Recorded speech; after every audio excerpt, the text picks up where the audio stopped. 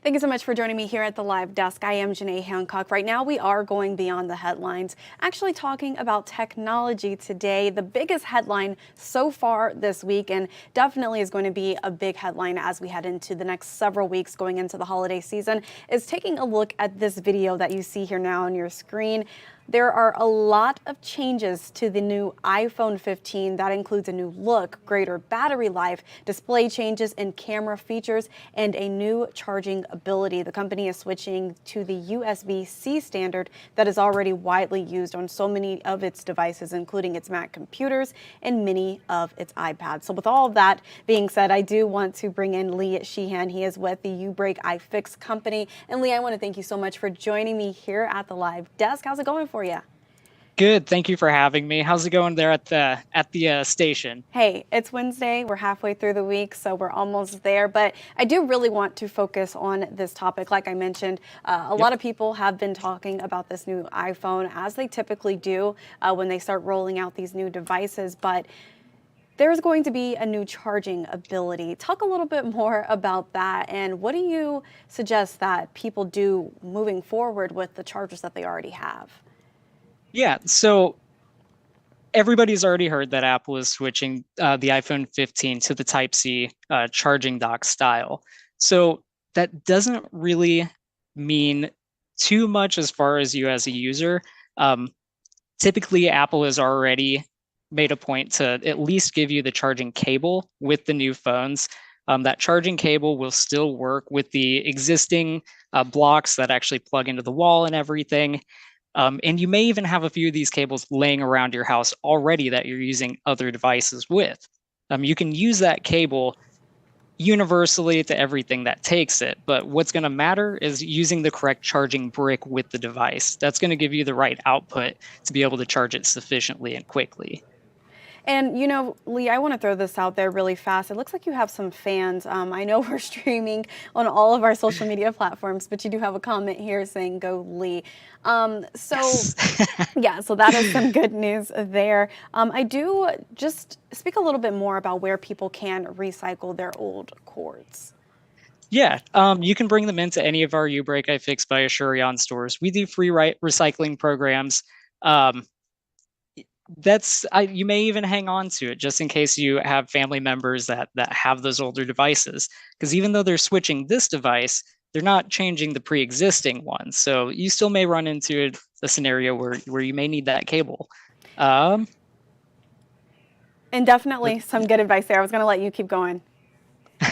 no, I'm ready for the next. Yeah, so, and I know that I mentioned the fact that they're using this for their MacBooks now as well as their iPads and a lot of cars as well. I know I just got a new one and you're not able to use the old charging system anymore, so that is no good. So definitely this is coming in use and it's going to be way more convenient for a lot of people. Again, I want to take a look at this video, giving people a better look of the new iPhone 15 that was officially announced yesterday, and it will be rolling out, I believe, on September 22nd, but people can pre-order it this 15th. Apple says that it's robust recycling program where you can bring in used chargers and cables. You can also do that with UBreak iFix, but you can also do it with the Apple Store as well as Best Buy. And they're being forced to phase out of the Lightning port cables it rolled out in 2012 because of a mandate that European regulators plan to impose in 2024. That's coming up next year. Now, we also know that the holidays are coming up, like I mentioned. Do you think it's even worth investing in the iPhone 15? That totally depends on the main question that I like to ask whenever somebody asks me that is, do you like your current phone? Uh, if the answer is no, or if there's things that you would change, I would definitely look into maybe the possibility of upgrading it. Um, at a certain point, you can only repair a device so many times before it's no longer supported by Apple and no longer receiving security updates. So even though you may like holding on to those really old classic devices, for your safety and the safety of your data, it may be better to upgrade at sooner rather than later. Um, Especially with these devices, because they do have extended battery life. There's a lot more things in them to protect them from failure. But just in case there is some sort of failure, you've got your warranties. You've got the insurance that you can purchase with your carriers. with these devices, since they're putting such new technology into them and into the screens, even a screen repair can cost quite a bit. So I would definitely recommend adding insurance or protecting these devices the absolute best you can. And what are some other things that people should consider when replacing a phone? Yeah, so I would consider age, first of all, if it's able to receive the security patches and updates. If it's not able to receive security patches, then you are putting your data at risk. Um, if you are looking for the latest and greatest technology, like some of us are, I know us tech heads at the store are really excited about it. But yeah, really, as long as you are okay with your phone and it serves your basic needs, and you're not looking for the latest and greatest, then you may be okay to hold on to that device that you currently have. And Leah, I have to ask one final question for you. This is something that I think a lot of people are probably thinking, but when they start to roll out these new iPhones, typically, your old iPhone starts to either slow down or it stops working.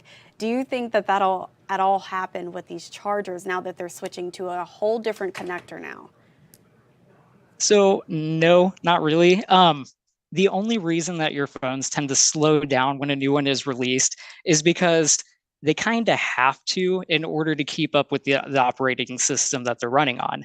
The phones that were built several years ago are probably running operating systems and running apps that are built for brand new phones. So it's causing these ones to work a lot harder than they used to. Um, so that goes with battery replacements on devices. Say it's not lasting as long as it used to, replacing the battery may or may not be the best option for you. It could be caused by just the phone naturally running harder than it used to.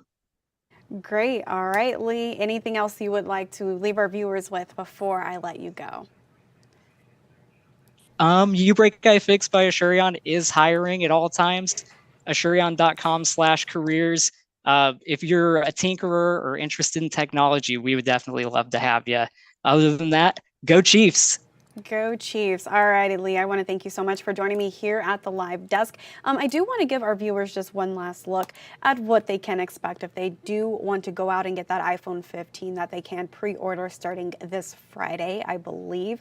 And then it will officially roll out on the 22nd. So a lot of changes coming to the iPhone 15, but it might be a little bit more convenient for you. We'll be sure to hop back on here at the live desk with the top headlines a little bit later this evening.